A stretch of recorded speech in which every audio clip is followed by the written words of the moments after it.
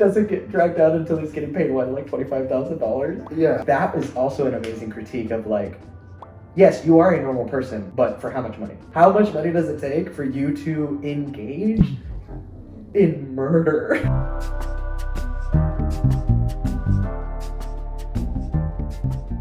I really want to know what you thought of Nightcrawler, because I watched it a long time ago. I was a lot younger because it came out like, that one came out in 2014, I think. Yeah. And so I don't know, I was like kind of a kid around that time when I watched it, and I loved it then, but watching it now, I have a totally different lens of viewing it that makes me just love it so much more and appreciate it so much more than I did before. I've heard it's good. It's a good watch. I've seen a lot of memes from it, and piqued my interest.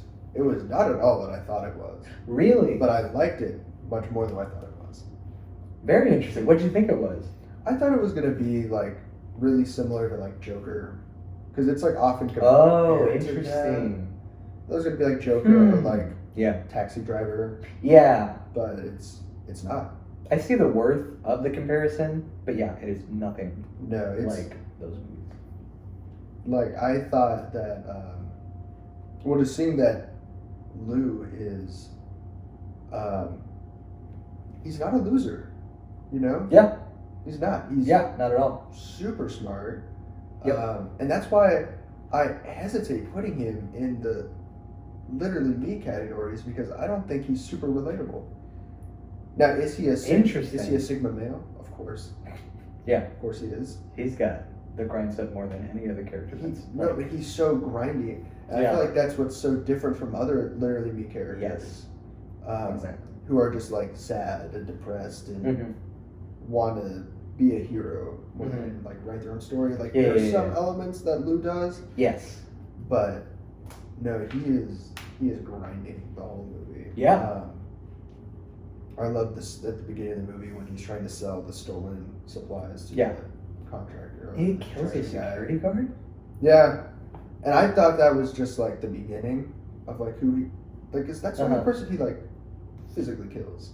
For sure, yeah. The only one he directly kills. He indirectly kills a lot of people. And I thought that was so cool how they did that. I love it. When he first starts filming the crime scene, and they say, and he keeps focusing on, you know, like he's talking to the director, and she's like, we need,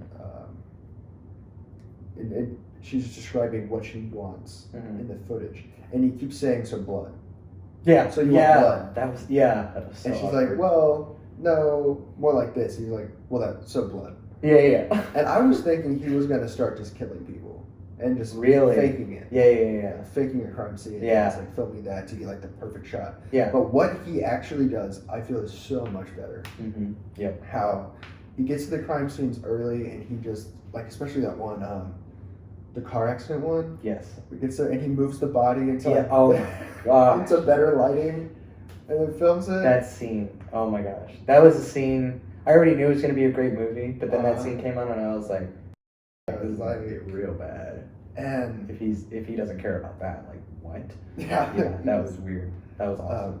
Also, how he, oh man, there's several scenes of him watching TV early in the movie. Yeah. And obviously he loves watching the stuff that he filmed up on the TV. There's one scene where he's watching something and like a joke's made on the TV, and he just starts awkwardly laughing. I love that scene. I love that scene. I can't tell if it's real or if he's practicing. Yeah. Like reacting to something funny for other people. Yep. That movie that he was watching and that like the joke was on, I think it's a movie called Court Jester. Old, like very, like just turned color. It's like a musical still, like while they were still like turning musicals into movies. Anyway, so that was really funny because I didn't know what that was the first time I saw it. But all the things he does, and where he talks about everything he reads online, and just how he presents himself to people, is so interesting. The first time I saw the movie, I loved it, and I was a lot younger because I saw it like right when it came out, and it was just an interesting movie. I was obsessed with his character. It was a fun movie. It was Yeah. it was really graphic, really terrible. But it was fun in the sense of like a thriller. Like what is going to happen next? You know, fun in that way.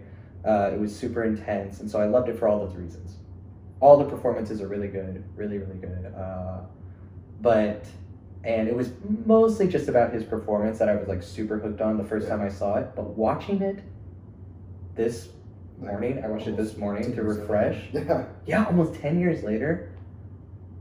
I loved that movie a lot, and how much I loved it has probably like 10x because the new frame of reference I have for it, and as far as like me like getting really interested into business and everything, that's happened very recently. No, in my I life. definitely saw you in Discord sometimes. So I was like, this is how Nathan talks about stuff. Exactly. It made me love the movie more. It made me feel so much more uncomfortable, so much more enthralled with the character, with the environment he's in, with what was happening. It was amazing. Like before, I thought it was just, I don't know, just a really cool movie with a really good performance, and it was about like, oh, some people are really weird. Like I thought it was just about that. But watching it the second time, I'm like, wait a second, this is definitely that. It is definitely a character study on this, insanely sociopathic person, psychopathic, like just like insane person, right? It was definitely about that. But what I noticed more about this is what he did, how he did it, and the people he talked to and how they responded to him, and how some of the people were obviously like, you are insane, you're so weird, but some of them they like agree with him. Like what's her name, the director? Yeah, I thought hers, she was fine the first time I saw it, but now the second time seeing it, I'm like, wow, she is so important to the film. She is an amazing performance. The only thing I've ever seen her in is like Thor. She was like the mom in Thor. Yeah. But like, yeah, amazing performance, because she is the halfway point between Lou, who is a psychopath, and Ted Chaw. Who's Ted Chaw? The other guy that works at the station. Yeah. The guy she's always like bossing around. Yeah, he's in Mad Men, and he plays a character no way he Ted is. Chaw. So like, yeah. That guy is more a normal person, right? Yeah, no. So she is the midway point between society, like a normal person, and like a psychopath. She was like kind of already descending. She was already becoming desensitized, to all these different things, and like using and abusing people and whatnot. And like Lou either brings it out of her more, or just drags her down with him to his level, right? But like most people would just run away when he started to do that. Actually, Riz Ahmed's character, his employee for most of the movie, he was also another point of view character as far as just being a normal freaking person, experiencing all of this, and he doesn't get dragged out until he's getting paid like $25,000. Yeah, and it's like, that was also an amazing critique of like, yes, you are a normal person, but for how much money? Like, how long until how much money does it take for you to engage in murder? Yeah, exactly. And filming murder. That was huge, and her character was huge. Anyway. And like, so I loved all of that. I did not notice all of those things before, as far as like the potential critiques on society and like business culture. Yeah. And like, in that way, I actually felt it was extremely similar to American Psycho, and the critiques that American Psycho was making on business culture, on yuppie culture, on the higher end of like America, on I don't know if this is a word, superficialism, like just like materialism, you know what I mean, like and status, and like people purely saying things or doing things or owning things for other people purely as a status and not for any other reason, like Jason Bateman? What? Patrick Bateman. Jason Bateman's an actor, right? Yeah. Oh my gosh. Very good actor. Very good actor. So I didn't see that before. They were very different characters before for me, but like watching... I'm sorry. I can just see a t-shirt now that has like the, "Hey Paul, You know, he's where Christian Bale has like Uh-huh. the raincoat and the axe, but it's Jason Bateman's face. And he's like a little more like awkward with it, like not super. But yeah, the idea of how a lot of the things he did, a lot of the ways he talked, is like people in business are like, you're gonna be successful. You're a cool guy. You know what I mean? Yeah, like Yeah. working now with people more in upper management. Yes. Yeah. And talking to them. Uh-huh. The way that Lou talks to the employee throughout most of the movie, where he's like, we need a working relationship. Uh-huh. You need to, you know, like the one thing that will make or break a business is communication. Uh-huh. So tell me what I can do better. And like citing the studies of like schoolfish and like sports teams and like that we need communication. That stuff. That's all business. Multiple people have told me. And that's scary. No, it is. It's freaky, right? Yep. It's all an act. Yeah. And that I picked up on none of that the first time I watched it when I was younger. But having lived a life and now watching it again, that was more terrifying than like anything else he did. Yeah, and I you know feel what like I mean? now, and I agree with you on that. Uh-huh. Because like seeing when he is manipulating the crime scenes or the competition. Yes. Or literally killing. Yeah. Yeah, the competitor. That's like, oh wow, that's pretty twisted. Yeah. But then killing his employee or indirectly. Well, yeah, and like when they're sitting outside the restaurant towards the end of the movie. Yeah. And his employee keeps bringing up pay and stuff. Uh-huh. And he keeps like the whole day. Anytime he's talking to his employee, I was terrified just by the language he was using, but also the actions he was doing. So actions he was doing. What do you like? Well, like they're about to film police and okay. You mean shot. outside of the conversation, he was terrifying as far as psychopathic, like putting people in danger, killing people. Yeah, but then also he's also like, let's open negotiations. He's like, there's a $50,000 dollar reward for this. He's like, how much do you want? And then, or even, it's a little bit before that where he's like, I want to increase my rate from like $30 a night. And he's like, well, how much do you want? He's like, oh, like 175. He's like, okay. And he's like, I could have got more. And he's like, yes, you could have. Did he say 175? Or this is actually how I saw it. Did he say 100 and then he's like, no, 75? Maybe. Right? And like I think he like was gonna say 100. But then he dropped down to 75. He said 75 and he said, good, shake on it. Mm-hmm. And then he's like, I could have gotten more. And he said, yep. Yep.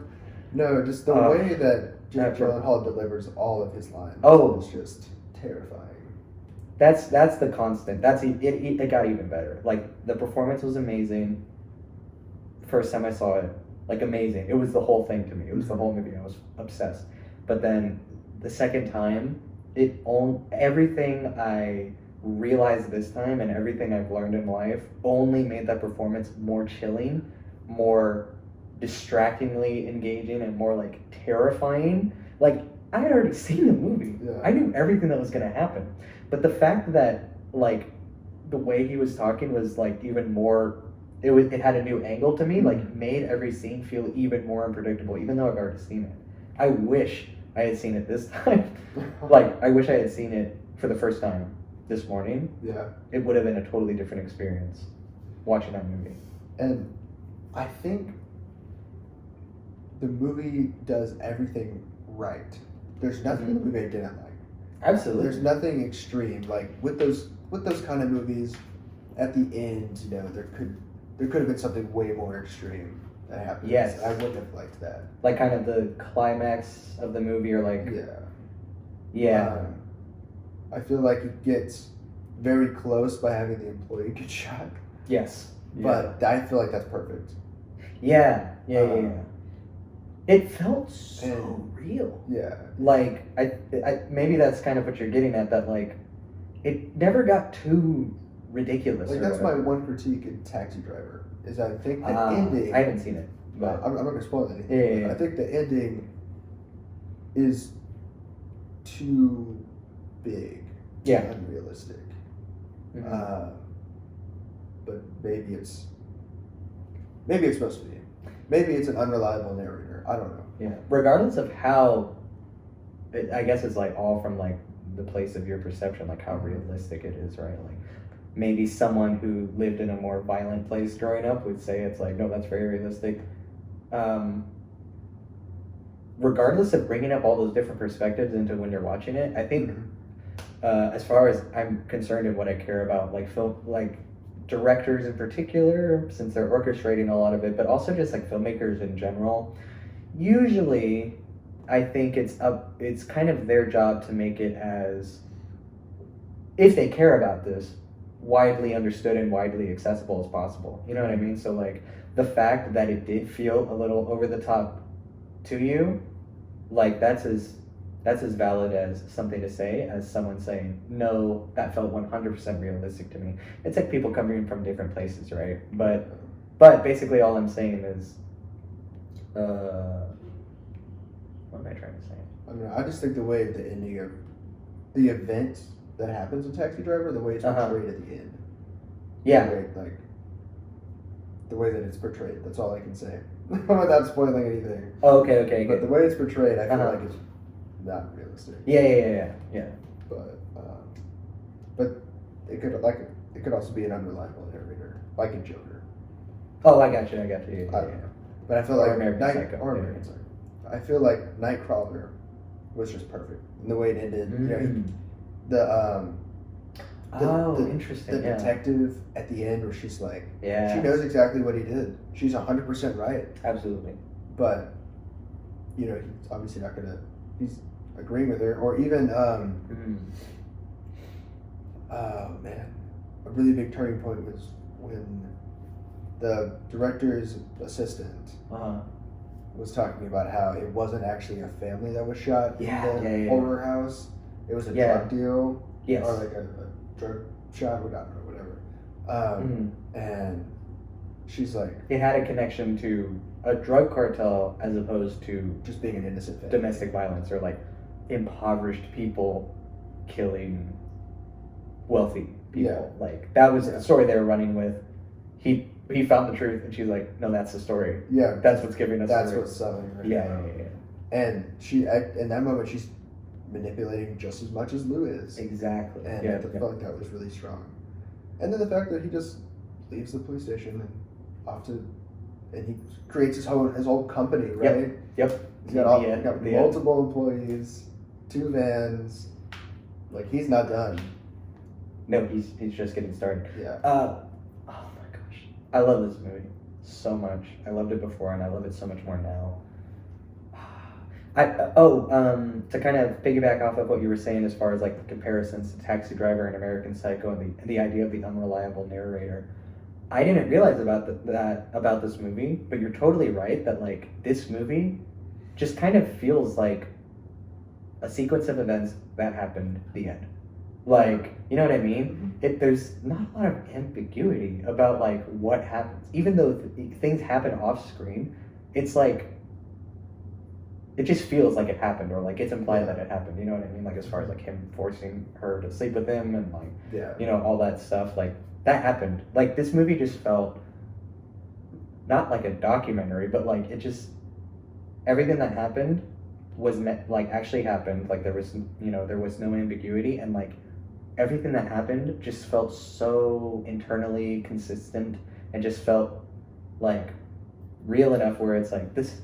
I could see this movie just being a 1-to-1 telling of a story that literally happened. And you would never know. Yeah, exactly. Because the general public doesn't know. They can't charge him with anything. Yeah, exactly. Yeah. That this could happen and probably has happened. You know what I mean? Yeah, exactly. Yeah. That's what I love about it. Okay, just one little thing I wanted to bring up about it before I forget. Watching it this time through, obviously all of the business and the weird corporate superficiality and like kind of immorality as far as like businesses being about like all that stuff, right? All of that was like way more apparent this viewing than before, but also something that was also more apparent now in this viewing than it was the first time I saw it. It actually made me laugh with how interesting it was that I noticed at this time and how it made me feel really weird, was the music and the arc that he went on is just the American dream. Oh yeah. You know what I mean? Yeah. Like the hustling and the, you know, all that, right? And the music literally sounded like very patriotic. yes, exactly. Like it sounded patriotic in the sense of like it kind of sounded like, I don't know, like, you know, your typical like a big football game, someone's playing the national anthem with a guitar, because there was a lot of guitar in the soundtrack, but like it was also very uplifting, like major, if anyone knows like musical terms. It was very it felt like, I don't know, modern church music sometimes, you know what I mean? Yeah. While he was doing disgustingly terrible things. Yeah. Like I think the first time I noticed it was in the intro. I was like, oh, this is like really pleasant music. Yeah. This is weird. It was like, oh, that's kind of weird. And then the scene you brought up where he was moving the body to get the better shot, it also started playing that uplifting music, and I'm like, this is a character moment for him, where he's like about to make it. Yeah, no. You know what I mean? I think you hit it by saying it's the American dream. Yeah. You know, he goes from being like a petty theft, like trying to get by, and then he finds a passion in like this big business, this big it's like big field, and he just works his way up in it. He works his way up.